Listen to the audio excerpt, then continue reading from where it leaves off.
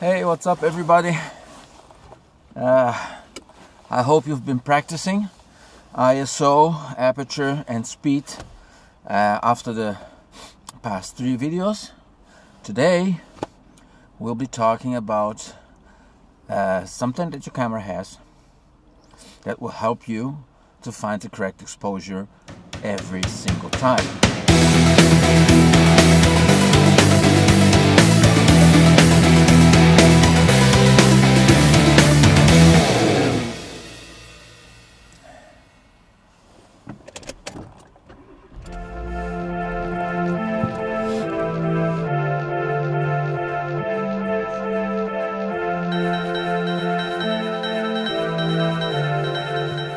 So let's head back to the studio.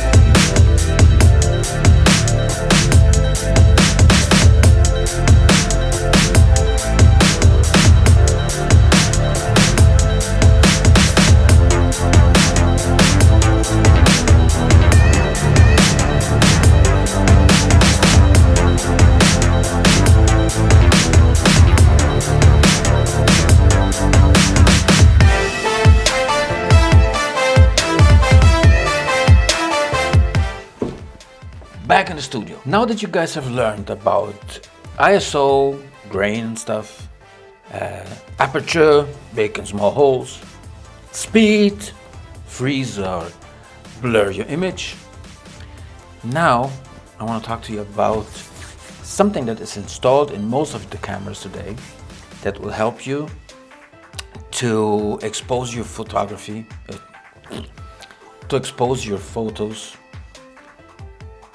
almost perfect or perfectly every single time. It's your histogram. Never thought that we'd go this far. Don't stop now. Reaching for a distant star. Don't stop now. Isn't it strange how we're safe and home? Today counting days until the second go. If you're gonna make a change, you have to let me know. Turn this shit around, start at top of yours. It's all you need to do.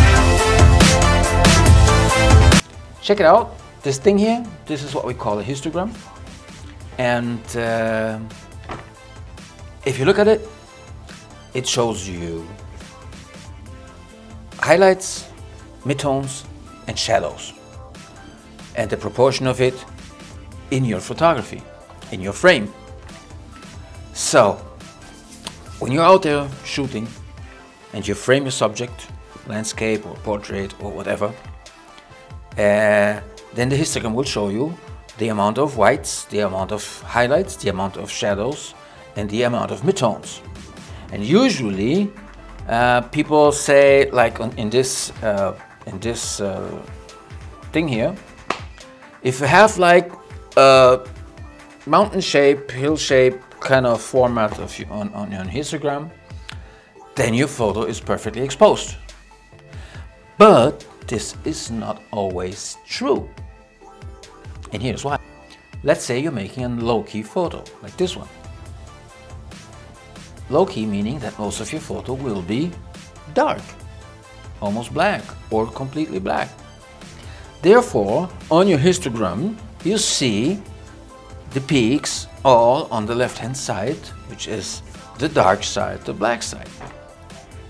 On the other hand, if we are making a high-key photo, high-key means lots of light, lots of white, so the peaks on your histogram will be all on the right-hand side.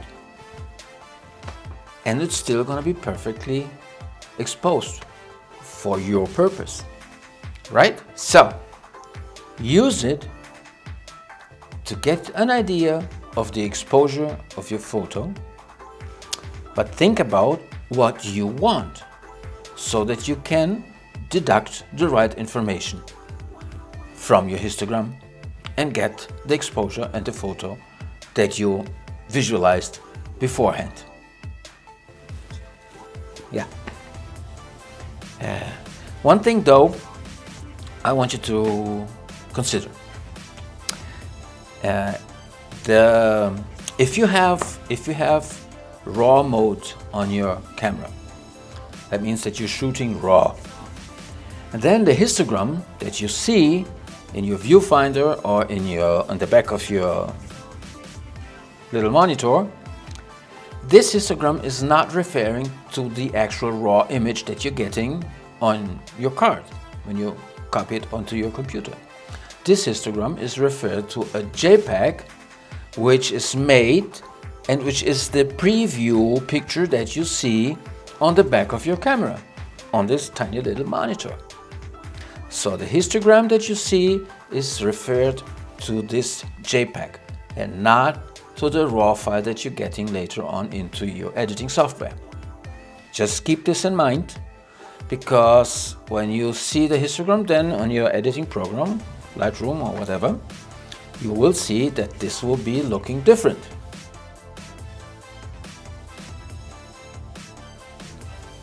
I forgot something. The further to the right you go on the dark side, the darker becomes your image. Until a certain point when you reach total black.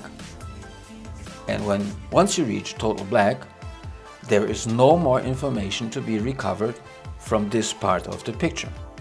The same happens on the other side when we're talking about the highlights.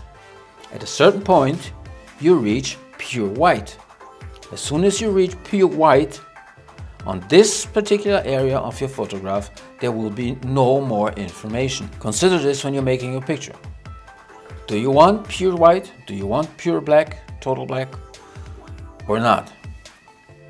And have in mind, the histogram is for the JPEG. That you see is for the JPEG.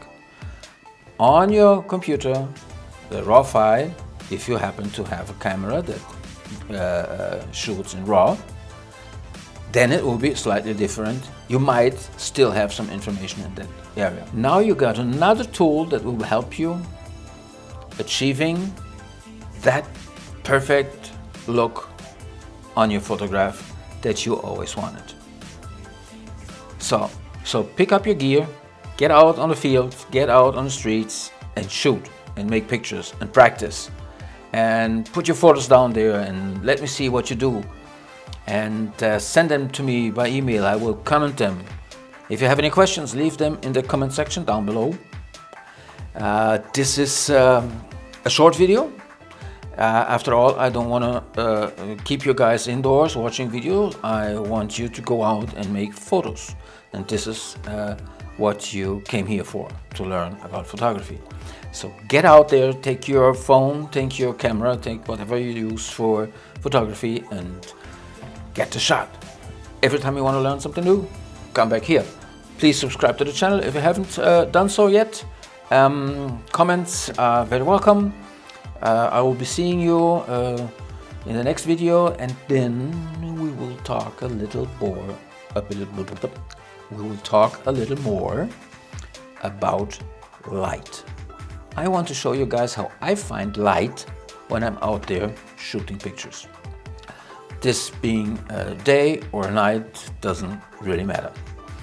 But we're gonna do both. We're gonna do day and night shooting. This is it. Hope you liked it. And see you again next time. Have a great day.